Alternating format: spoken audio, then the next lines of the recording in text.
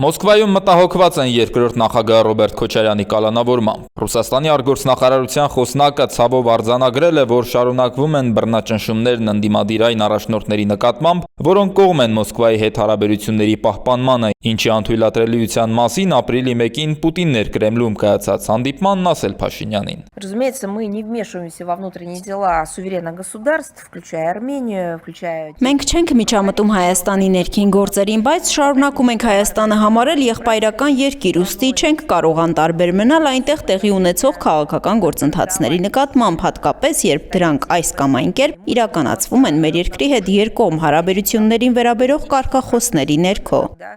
Они так или иначе проходят под лозунгами, связанными с двусторонними отношениями, с нашей страной и так далее. Թեև ազգային ժողովի նախագահ Ռուբեն Ռուբինյանը պատասխան Պետդումայի խոսնակի երեկվա կոշտ քննադատություններին հավաստիացրել էր կրկին, թե իրենք Ռուսաստանի հետ հարաբերությունները վատացնելու միտք չունեն, սակայն Զախարովան ապակառուցողական է որակել Հայաստանի ղեկավարության գործողություններն ու պնդել, դրանք կտրականապես հակասում են հարաբերությունները պահպանելու մասին նախկինում տրված բազմաթիվ հավաստիացումների։ Հայաստանի իշխանությունների այսպես կոչված նոր ընկերները շարունակում են աչք փակել այն ամենի վրա, ինչը թեկուզ ինչ-որ կերպ նպաստում է Հայաստանում իրենց նպատակների իրագործմանը, այն է ցինիկաբար օգտագործել Հայաստանն ու նրա քաղաքացիներին Ռուսաստանի հետ իրենց դիմակայության մեջ։ Կառավարությունն ինչպես օրերս հայտնի դարձավ, մտադիր է Եվրամիությանն անդամակցելու հայտ ներկայացնել Բրյուսել։ Թե երբ ժամկետներ չեն ասում, պնդում են միայն, որ դրանից հետո են ճիշտ համարում ԵԱՏՄ-ից դուրս գալ-չգալու հարցով հանրաքվե անցկացնել, ինչպես Ռուսաստանից են պահանջում, եւ վստահեցնում են, որ այդ հանրաքվեի արդյունքները դուր չեն գալու Մոսկվայի։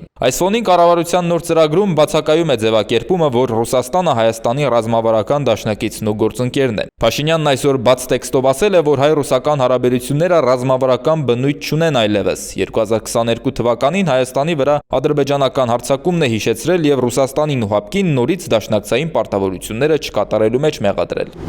Հայկական երկաթուղիների ռուսական կառավարումը դադարեցնելու Փաշինյանի առաջարկը լարվածության նորեջ է բացել Մոսկվայի եւ Երևանի հարաբերություններում։ Վարչապետը պնդում է, որ Հայաստանը չի կարողանա միանալ տարածաշրջանային հաղորդակցությունների ցանցին, եթե չդադարեցվի ռուսական կոնցեսիան եւ չփոխանցվի թե Երևանի, թե Մոսկվայի համար ընդունելի այլ երկրի։ Մոսկվան սակայն այս հարցը քննարկելու ցանկություն չունի անգամ։ Զախարովան այսօր հեգնական ծիծաղով է հակադարձել Երևանի հիմնավորումներին, շանտաժ անելու մեջ մեղադրել Հայաստանի ղեկավարությանն ու ամոթանք տվել։ Аргументы Еревана о том, что... Երևանի այն փաստարկները, թե ռուսական կոնցեսիանի փրխանգարում է Հայաստանին դառնալ լոգիստիկ նախաձեռնությունների մասնակից, բացարձակապես չեն համապատասխանում իրականությանը։ Պարզապես ամոթ է այս ամենը լսել։ Ես արդեն չգիտեմ ինչպես նրանց ամոթ չէ նման բան ասել։ Այս առնչությամբ բոլոր պարզաբանումները տրվել են տարբեր մակարդակներում։ Միևնույն ժամանակ հայկական կողմը դժվարանում է ներկայացնել հակափաստարկներ, հիմնավորումներ, փաստեր, որովհետև դրանք պարզապես չկան։ Հայաստանը հակված է երկաթուղիների կոնցեսիոն կառավարումը Ռուսաստանից վերցնելուց հետո Ղազախստանին հանձնել։ Կասիմ Ժոմարտ Տոկայևը առաջիկայում նաև Հայաստան է գալու եւ այցի օրակարգային հարցը գուցե հենց դա է։